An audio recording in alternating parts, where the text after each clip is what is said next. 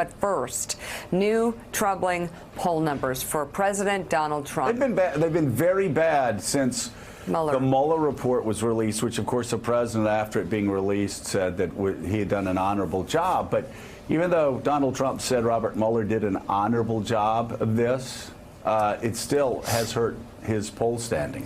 55% say they would not vote for him in the 2020 election. That, according to the latest ABC News Washington Post poll.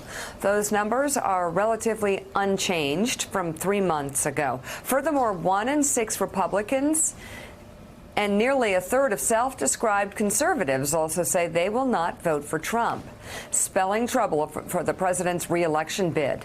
Yet among those who rule out voting for Trump, just 29% say they will definitely support his eventual Democratic opponent, with 2/3 saying they will wait to see who that is. The poll also notes that 75% of Americans and 85% of registered voters say they are certain to vote in the 2020 election. Intended turnout levels typically only seen in the closing days of a presidential contest. So, John Heilemann, it is one thing to run as a challenger. It is easy to run as a challenger. I know I once ran as a challenger, and it's just easy. You're shooting catfish in a barrel, right? It's quite another thing to run for re-election, and that's why politicians always look at the re-elects. They always want to be close to 50%. Here we have Donald Trump's re-elected a solid 29% nationally in this poll. You've got in Wisconsin his re-elected 31. You've got it in Michigan, his re-elected 31. In Pennsylvania, where Joe Biden was yesterday, also down in the 30s. I understand everybody in the mainstream media, because they missed it the first time, thinks that Donald Trump has some magic voodoo spell that he's going to sprinkle in the last days of the campaign. You know, I know it's early. I also know this: presidents do not get reelected with 31% re-elects. Politicians, I mean, dog catchers don't. So Donald Trump in Wisconsin, in Michigan, in Pennsylvania, and that's the whole game for him. He's got to figure out a way to get that 31% reelect up, and it ain't going to happen as long as he's going out throwing these verbal grenades the way he continues doing.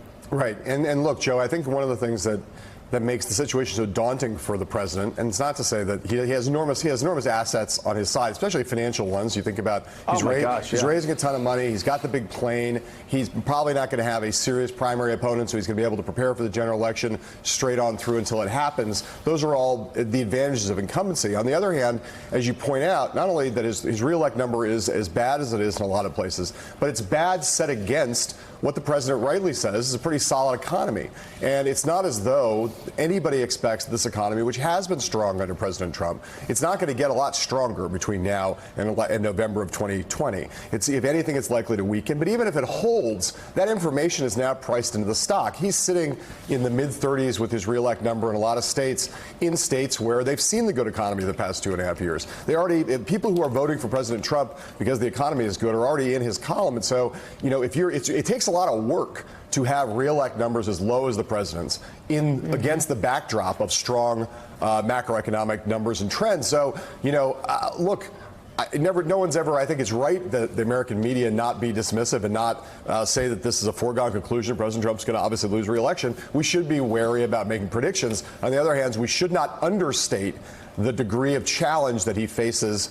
Just if you look at the data and you look at the from state to state where he stands, it's an uphill climb in a lot of ways, and that's an unusual thing for an incumbent. Thanks for checking out MSNBC on YouTube, and make sure you subscribe to stay up to date on the day's biggest stories. And you can click on any of the videos around us to watch more from Morning Joe and MSNBC. Thanks so much for watching.